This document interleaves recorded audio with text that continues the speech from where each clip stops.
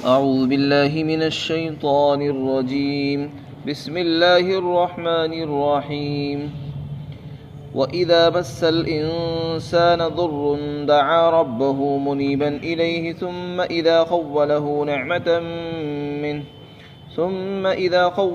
نعمة منه نسي ما كان يدعو إليه من قبل وجعل لله أندادا ليضل عن سبيله قل تمتع بكفرك قليلا إنك من أصحاب النار أمن هو قانت آناء الليل ساجدا وقائما يحذر الآخرة ويرجو رحمة ربه قل هل يستوي الذين يعلمون والذين لا يعلمون إنما يتذكر أولو الألباب.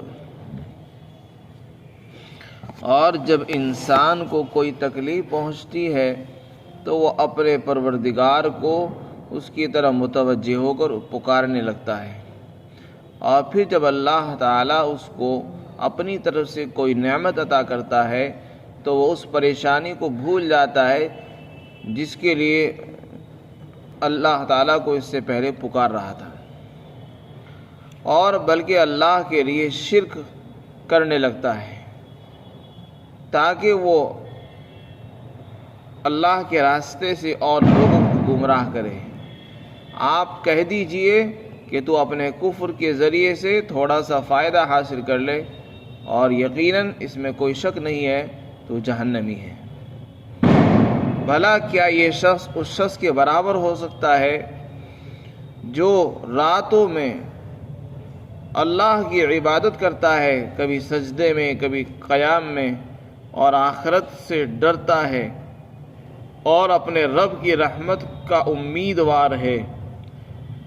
یہ دونوں برابر نہیں ہو سکتے. آپ کہہ دیجئے کیا علم والے اور جو علم والے نہیں ہیں وہ دونوں برابر ہو سکتے ہیں؟ آگے ارشاد فرمایا کہ عقل والے ہی نصیحت قبول کرتے ہیں. آیت شریفہ میں اللہ تعالیٰ نے انسان کے مزاج کو بیان کیا ہے. انسان انتہائی مطلبی ہے اور مفاد پرست ہے.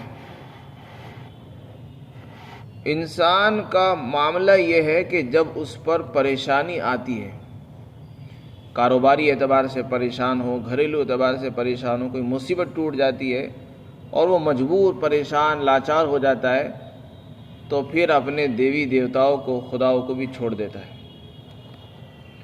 جن خداؤں کے سہارے وہ زندگی گزار رہا تھا، بچپن سے لے کر بڑھاپے تک جن کے سہارے آج تک جیتا رہا، وہ سارے خدا چھوڑ دیتا ہے اور ان کے اوپر سے اعتماد بھروسہ بھی ختم ہو جاتا ہے، اور یہ سوچتا ہے کہ یہ کسی کام آنے والے نہیں ہیں. ان سارے خداؤں کو چھوڑ کر صرف اللہ کو پکارتا ہے اور اسی کو آواز دیتا ہے، اسی کو بلاتا ہے.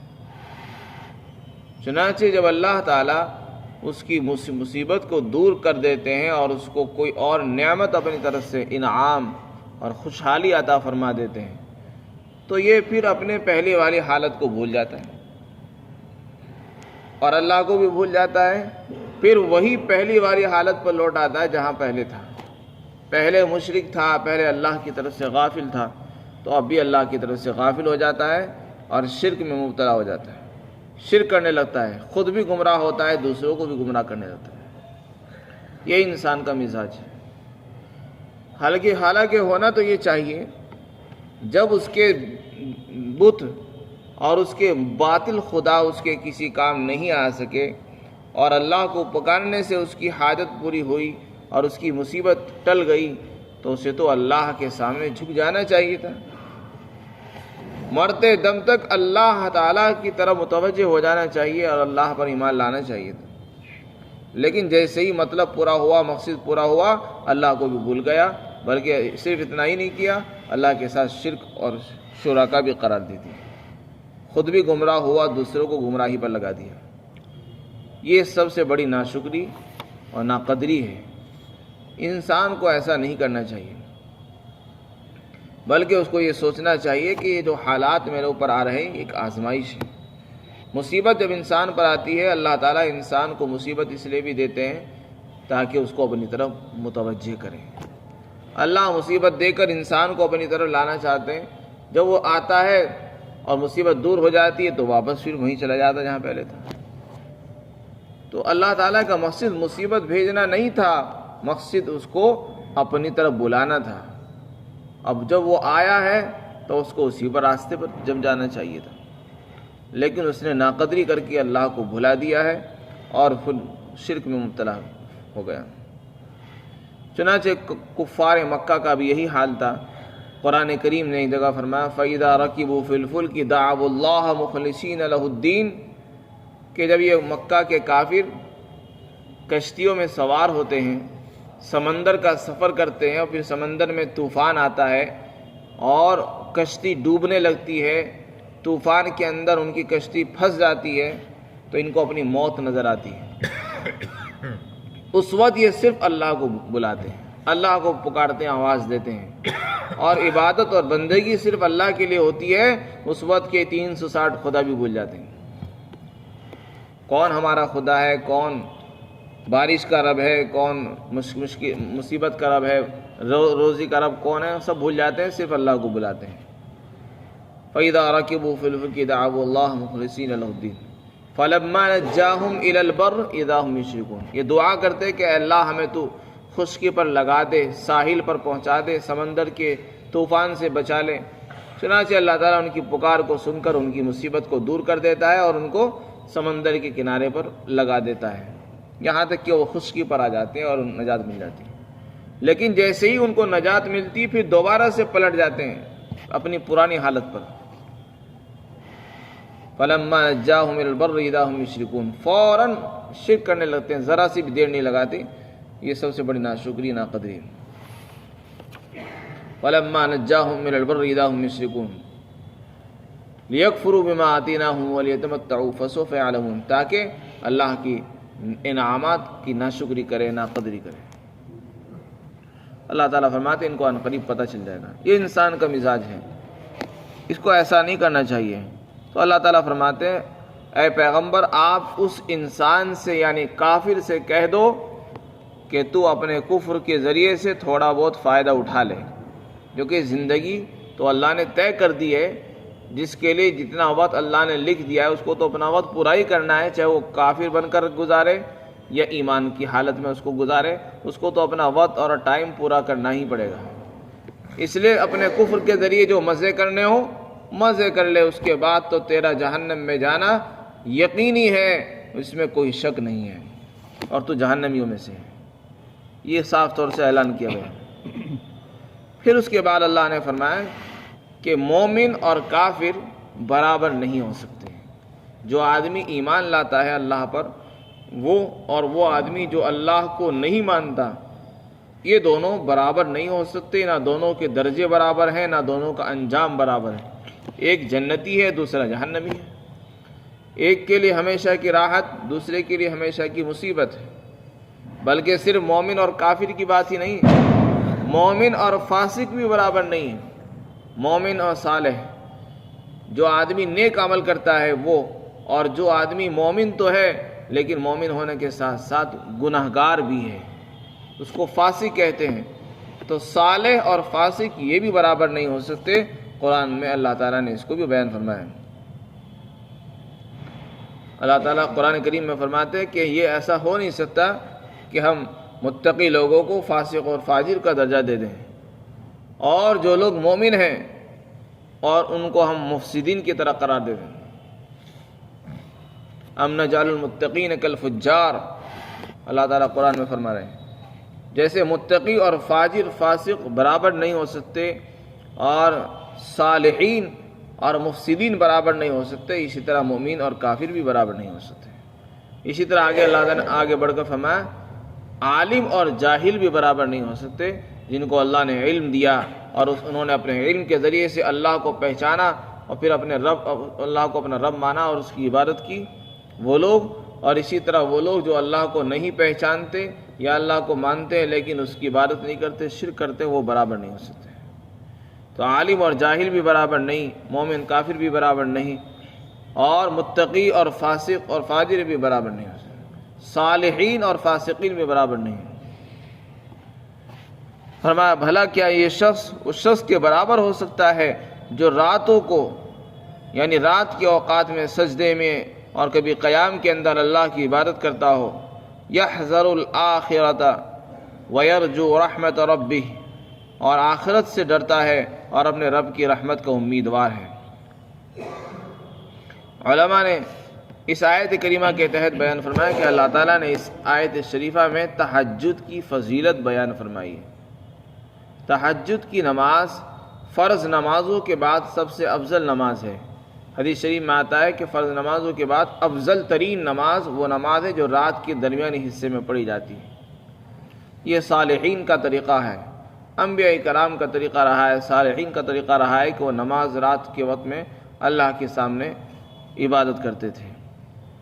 اور جب انسان اللہ کی عبادت کرے، سجدہ کرے، قیام کرے، تو اس کی کیا کیفیت ہونی چاہیے وہ بھی بیان کی۔ ایمان والوں کی صفات اللہ تعالیٰ بیان فرماتے ہیں۔ فرمایا کہ جب بھی آدمی نماز پڑھے یا کوئی بھی عبادت کرے تو اس کے اندر دو کیفیتیں ہونی چاہیے۔ ایک تو اس کے دل میں گناہوں کا ڈر ہو، اور آخرت میں اللہ کی پکڑ کا ڈر ہو کہ میں عبادت تو کر رہا ہوں، نماز تو پڑھ رہا ہوں، معلوم نہیں یہ اللہ کو پسند بھی آئے گی یا پسند نہیں آئے گی۔ ہو سکتا ہے یہ نماز اللہ کو پسند نہ آئے اور میری پکڑ کا سبب بن جائے، اور اللہ تعالیٰ کہنے لگے کہ میں نے جیسی نماز پڑھنے کا حکم دیا تھا تم نے ایسی نماز نہیں پڑھی۔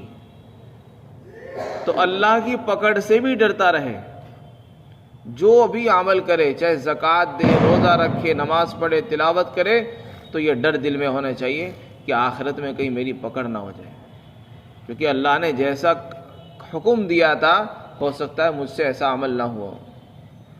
لیکن اور ساتھ ایک تو کیفیت ڈر والی ہونی چاہیے، دوسری کیفیت امید والی ہونی چاہیے، ساتھ ہی ساتھ اللہ کی رحمت کا امیدوار بھی رہے کہ اللہ بڑا رحیم ہے، غفور ہے اور کریم ہے، لطیف ہے، وہ بندوں کی چھوٹی چھوٹی غلطیوں کو معاف بھی کر دیتا ہے۔